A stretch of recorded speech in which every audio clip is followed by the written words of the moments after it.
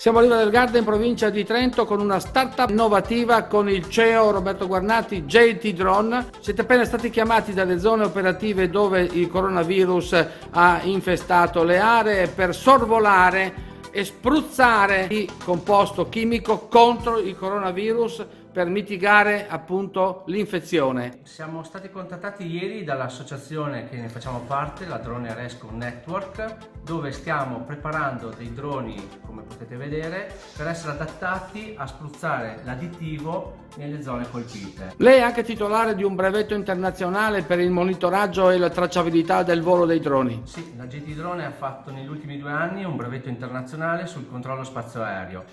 Testeremo anche lì questo sistema per dare i dati in tempo reale alle vari enti dei voli mentre stiamo operando con questi droni.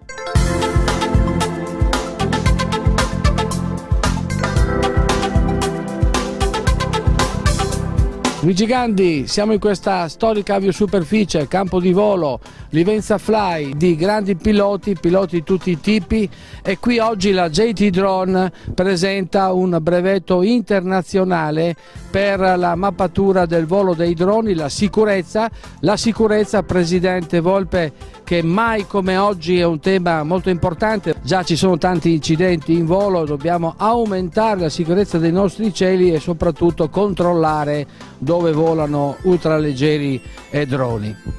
Assolutamente sì, questo che dice è vero. Ogni mese organizziamo una serata con vari temi, sempre trattasi la sicurezza al volo, che è la cosa principale per un pilota.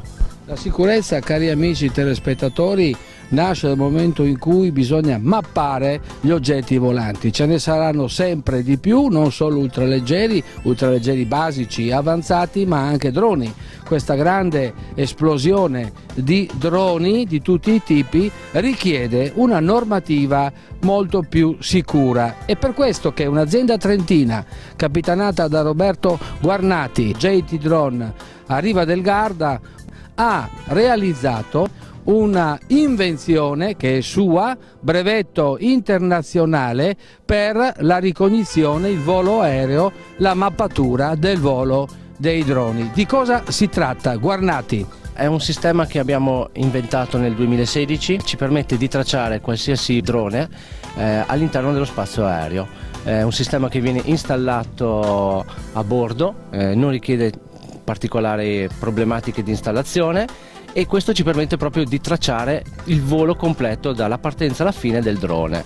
Tutti i dati che vengono inviati da questa scatoletta ci permettono di dare questo controllo alle forze dell'ordine, ai vari centri di torri di controllo, in maniera che possono monitorare in tempo reale proprio l'effettivo occupazione del volo tramite questi apparecchi.